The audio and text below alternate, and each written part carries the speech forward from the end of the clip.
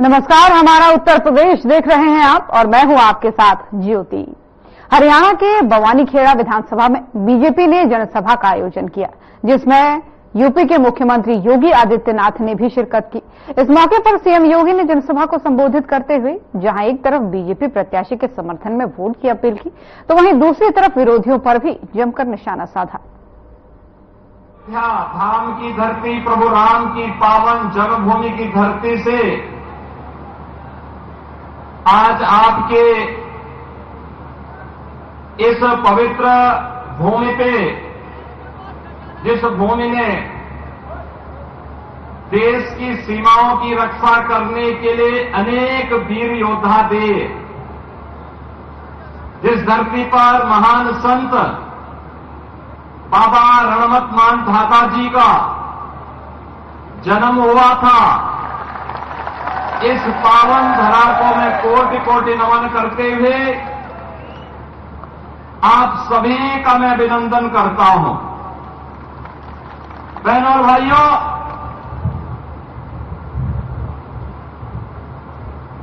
अयोध्या 500 वर्षों का इंतजार समाप्त हुआ। 22 जनवरी 2024 को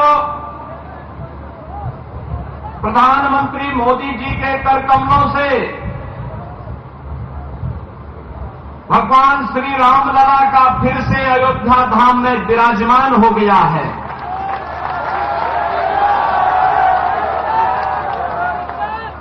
पूरा देश और पूरी दुनिया अभिभूत है, आनंदित है। रामलला का अयोध्या धाम में फिर से विराजमान होने पर, लेकिन इन बदनसीब कांग्रेसियों को इससे भी नफरत है।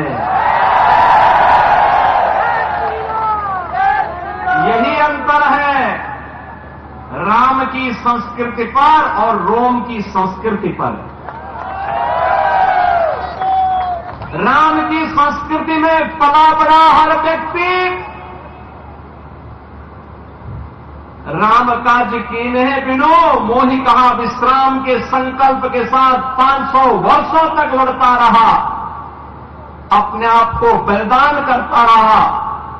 लेकिन प्रभु श्री राम की मर्यादा का पालन करते हुए आन मान और शान की रक्षा करने के लिए राम जन्मभूमि मंदिर के लिए निरंतर लड़ता रहा, कार्य करता रहा।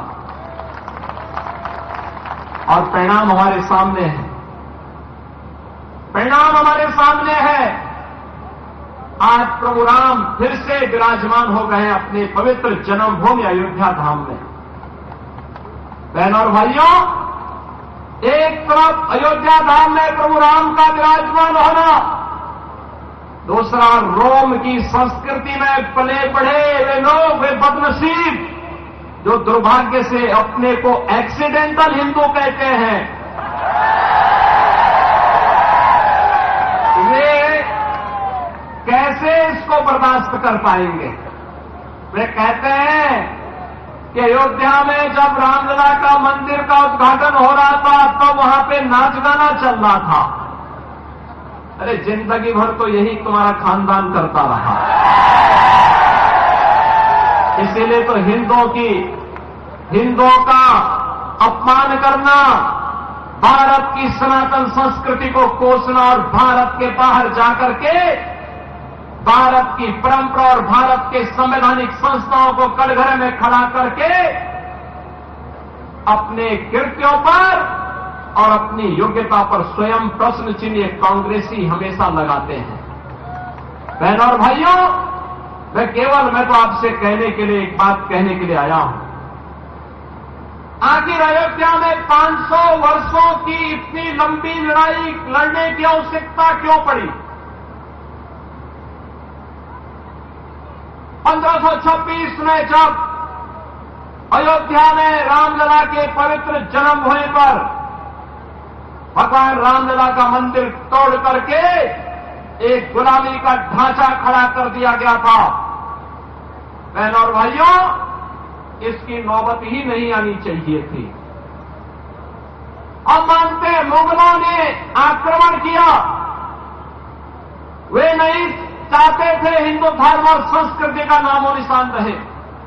अंग्रेज नहीं चाहते थे। अंग्रेज भी देश के अंदर लड़ाने भिड़ाने का काम करते थे। वे भी आपकी धर्म और संस्कृति पर गौरव की अनुभूति नहीं कर सकते थे। दुर्भाग्य से आजाद भारत में पहली सरकार इन बदनसीबों के हाथों में लगी, जिन्होंने भारत की परंपरा और भारत की संस्कृति को रौंदने के सिवाय भारत को कभी भी गौरव के साथ खड़ा नहीं होने दिया, कभी नहीं खड़ा होने दिया। और इसीलिए आज मैं आप सबसे कहने के लिए आया हूं कि बहनों और भाइयों, 2014 में मोदी जी देश के प्रधानमंत्री बने। 2017 में उत्तर प्रदेश में भारतीय जनता पार्टी की सरकार बनी और उत्तर प्रदेश में डबल इंजन की सरकार जब बनी और डबल स्पीड से चलना प्रारंभ हुई, मात्र 2 वर्ष के अंदर 500 वर्षों की समस्या का समाधान हो गया। यह है डबल इंजन सरकार की ताकत। डबल इंजन सरकार की ताकत का एहसास आज पूरा भारत कर रहा है। पूरे भारत के अंदर आज इसका और इसी सीएम योगी ने हरियाणा के हांसी विधानसभा में भी चुनावी सभा को संबोधित किया और बीजेपी के लिए वोट की अपील की। सीएम योगी ने इस दौरान क्या कुछ कहा है, आपको सुनाते हैं। हमारा हरियाणा वीर भूमि है, परिश्रमी भी है। देश के पेट को भरने के लिए अन्नदाता किसानों का परिश्रम भी अभिनंदनीय है और देश की सीमाओं की रक्षा करने वाला हरियाणा का जवान भी पाकिस्तान के छक्के छुड़ाने का काम करता है। ऐसे धरती पर आने पर गौरव की अनुभूति तो होगी। बहनों और भाइयों, मैं भी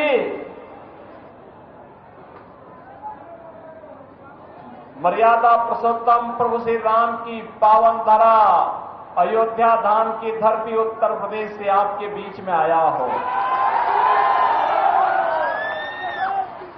अभी जैसे मैं आया, यहां पे राम दरबार के दर्शन मुझे सामने सामने हो गए। छोटे छोटे बच्चे, कोई राम के वेशभूषा में, कोई लक्ष्मण की, कोई माता सीता की, कोई हनुमान जी के, ये सबके वेशभूषा में है। कोई गुरु वशिष्ठ के वेशभूषा में, लेकिन कोई रावण के वेशभूषा में नहीं था। लगता है आपने तय कर लिया कि रावण, मेघनाथ और कुंभकर्ण की वेशभूषा में केवल कांग्रेस के लोगों को रहना चाहिए। बहनों और भाइयों,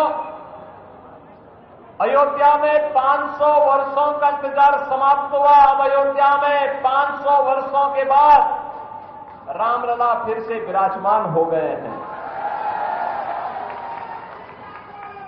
जिस कांग्रेस ने अयोध्या में राम मंदिर के मार्ग में बाधाएं खड़ी की, जब पूरी दुनिया प्रफुल्लित है, उत्साहित है, तब कांग्रेस के बदनसीब नेता आज घड़ियाली आंसू बहा रहे हैं। कह रहे हैं कि अयोध्या में 22 जनवरी के फंक्शन में इतना भव्य फंक्शन क्यों हो गया। बताओ, हमारे प्रभु 500 वर्षों के बाद अपनी जन्मभूमि पर विराजमान हो रहे हैं।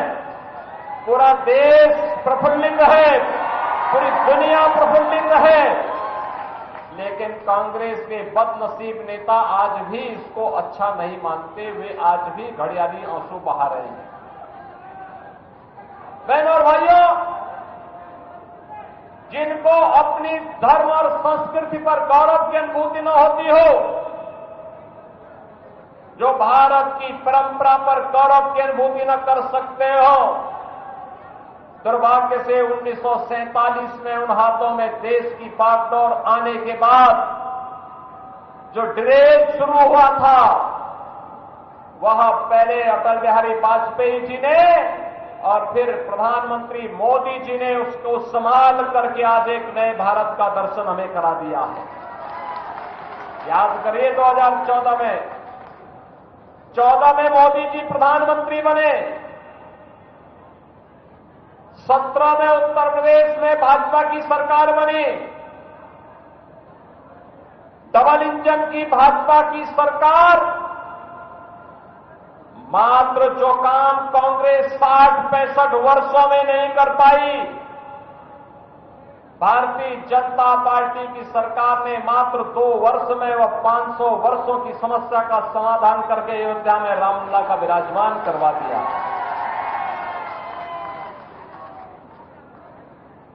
जो राम की संस्कृति को पोष रहे हैं, बहनों और भाइयों, राम की संस्कृति को कोसने वाला वही व्यक्ति होगा जो रोम की संस्कृति पर विश्वास करता होगा।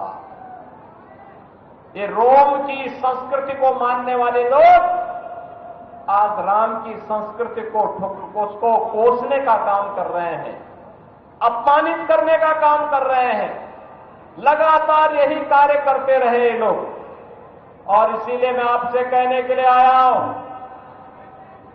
बहनों और भाइयों, जो राम का नहीं, एक तो घोषणा करिए, जो राम का नहीं वो हमारे किसी काम का नहीं, जो राम का नहीं वो हमारे किसी काम का नहीं। राम तो भारत राष्ट्र के प्रतीक हैं। भारत के स्वाधीनता संग्राम सेनानियों, भारत ने संसद के जब देश के संविधान को बनाने का काम किया तो संविधान में जो मूल प्रति है उस मूल प्रति में पुष्पक विमान से भगवान राम का माता जानकी, लक्ष्मण जी, हनुमान जी के साथ अयोध्या आगमन का चित्र आज भी बना हुआ है। और इसीलिए तो राष्ट्रपिता महात्मा गांधी ने कहा था, भारत के अंदर शासन की, सुशासन की व्यवस्था का आधार कोई बन सकता है तो मात्र राम राज्य हो सकता है, राम राज्य। और उस राम राज्य को जमीनी हकीकत पर लाने का काम कोई कर रहा है तो प्रधानमंत्री मोदी जी कर रहे हैं। और हरियाणा के नारनौल विधानसभा में भी बीजेपी ने जनसभा का आयोजन किया, जिसमें उत्तर प्रदेश के मुख्यमंत्री योगी आदित्यनाथ शामिल होकर जनसभा को उन्होंने संबोधित किया। सीएम ने चुनावी सभा को संबोधित करते हुए क्या कुछ कहा, आपको सुनाते हैं। एक और देश की आन मानव शान की रक्षा करने के लिए लड़ने वाला हरियाणा, देश के अन्नदाता किसानों की धरती हरियाणा, और दूसरी तरफ भारत को कोसने वाले, भारत की विरासत को गाली देने वाले, भारत के विकास में अवरोध और रोड़ा खड़ा करने वाली कांग्रेस। याद करिए 22 जनवरी 2024, 22 जनवरी 2024 5 सदी का 500 वर्षों का इंतजार समाप्त करके अयोध्या धाम में अपनी पवित्र धरा पर प्रभु राम लला का फिर से विराजमान हुआ है, फिर से विराजमान हुए हैं। कौन ऐसा भारतवासी है, कौन दुनिया का ऐसा सनातन धर्मावलंबी है जो खुश न हुआ हो, अंतःकरण से खुश न हुआ हो। बहनों और भाइयों, ये हमारे सनातन धर्म की परंपरा में पितृपक्ष चल रहा है। हमारी मान्यता होती है, जितने भी हमारे पूर्वज होते हैं, दिवंगत हो चुके होते हैं, इस पक्ष में आकर के इस धरती पर आते हैं, अपनी वर्तमान पीढ़ी को आशीर्वाद देते हैं और पितृपक्ष में हम भी पितरों को तर्पण देकर के श्राद्ध कर्म करके उन्हें अपनी श्रद्धा व्यक्त करने का एक अवसर हम सबके सामने होता है। 500 वर्षों में जब भी हमारे पूर्वज आए होंगे अपने लोग से, तो हमें कोसते रहे होंगे कि कैसे ये पीढ़ी है कि उनके संकल्पों को पूरा नहीं कर पाई है। लेकिन इस बार पितृपक्ष आते ही सभी पितरों को सीम संतुष्टि हुई होगी कि उनकी वर्तमान पीढ़ी के संकल्पों का सही निर्णय का परिणाम है अयोध्या में रामलला फिर से विराजमान हो गए हैं। एक सही निर्णय कैसे देश की तकदीर को बदल सकता है, या प्रधानमंत्री मोदी जी के नेतृत्व में हम सब देख रहे हैं।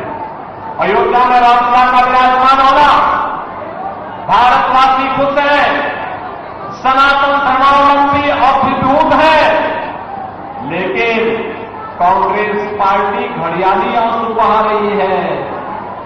उन्हें अयोध्या के वैभव पर, अयोध्या में रामलला के विराजमान होने पर खुशी नहीं है। वे तो आज भी ये वही कांग्रेस है, ये वही कांग्रेस है जिस कांग्रेस के एक प्रोधा ने कहा था कि मैं तो एक्सीडेंटल हिंदू हूं।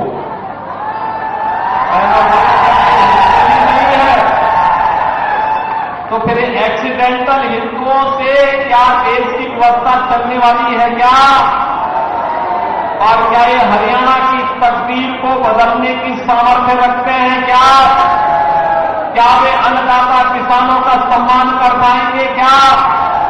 क्या ये नौजवानों को रोजगार दे पाएंगे क्या? क्या बेटी और बहन के सम्मान की रक्षा ये लोग कर पाएंगे क्या?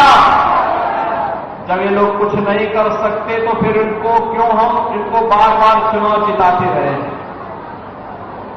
याद करिए, एक तरफ अयोध्या में रामलला का प्रकटीकरण होगा, ये डबल इंजन सरकार के कारण हुआ है। भारतीय जनता पार्टी की डबल इंजन की सरकार। 14 में मोदी जी प्रधानमंत्री बने, 17 में उन्होंने मुझे उत्तर प्रदेश का मुख्यमंत्री बनाया, और डबल इंजन की सरकार जैसे यूपी में डबल स्पीड के साथ आगे बढ़ी, मात्र 2 वर्ष के अंदर अयोध्या में डबल इंजन सरकार ने रामलला मंदिर के 500 वर्षों का विवाद समाप्त कर दिया। और मैं तो इसीलिए कहता हूं, भारतीय जनता पार्टी की डबल इंजन सरकार का मतलब समाधान, कठिन से कठिन समस्या का समाधान। कांग्रेस की सरकार का मतलब समस्या, ये देश के अंदर आतंकवाद की समस्या हो, नक्सलवाद की समस्या हो, उग्रवाद की समस्या हो, भ्रष्टाचार की समस्या हो, बेरोजगारी की समस्या हो, या फिर किसी भी प्रकार की समस्या, इसके पार में अगर आप जाएंगे कहीं न कहीं कांग्रेस ही दिखाई देगी।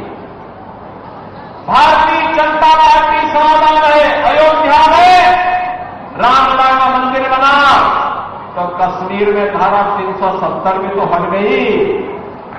मैं आपको बता रहा था ना, अभी 3 दिन पहले की घटना है। मैं जम्मू में था, मुझे एक सभा में जाना था, थोड़ा वहां बारिश पड़ रही थी तो पायलट ने कहा थोड़ी देर बाद चलते, तो मैं एयरपोर्ट में चला गया। एक मौलाना मुझे एयरपोर्ट में मिले, मैं तो पहचानता नहीं था, मैं जा रहा था। उन्होंने कहा कि राम राम साहब, मैं समझ नहीं पाया। फिर उन्होंने मेरी आवाज आई फिर कि योगी जी राम राम, तो मैं उधर देखा तो मौलाना था। मैंने कहा भी राम राम। बहनों और भाइयों, मैं भौचक था। मैंने वहां के एक अधिकारी से पूछा, मैंने कहा भी यहां पे क्या राम राम का संबोधन सभी मौलवी करते हैं? कहा नहीं साहब, ये धारा 370 हटने का इम्पैक्ट है। तो पहले राम और कृष्ण को भारत को कोसते थे, आज उनके मुंह से राम राम निकल रहा है। और याद रखना, ये मजबूत भारतीय जनता पार्टी जितनी मजबूत होगी, भारत उतना मजबूत होगा। भारत जितना मजबूत होगा, और नारे हरे रामा हरे कृष्णा का भजन भारत की सड़कों पर सर्वत्र ये नजारे देखने को मिलेंगे।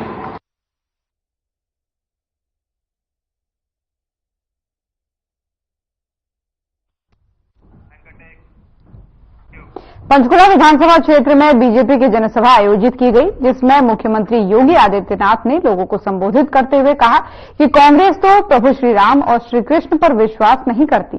ये कहते हैं कि राम और कृष्ण के लिए भूमि नहीं होनी चाहिए, भूमि तो केवल वक्फ बोर्ड के लिए होनी चाहिए।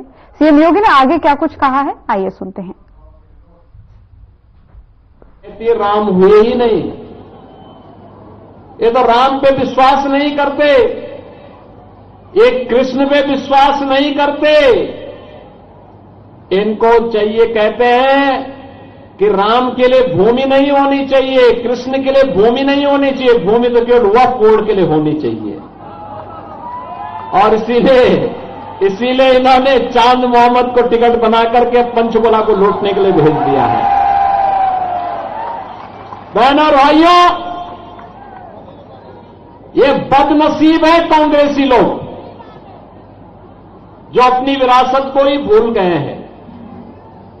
राम को ही इन्होंने भुला दिया है, कृष्ण को भुला दिया है, तो भगवान राम ने भी और भगवान कृष्ण ने भी इनकी तरफ से मुंह फेर लिया है। कहो जाओ, अपनी दुर्गति को प्राप्त हो जाओ।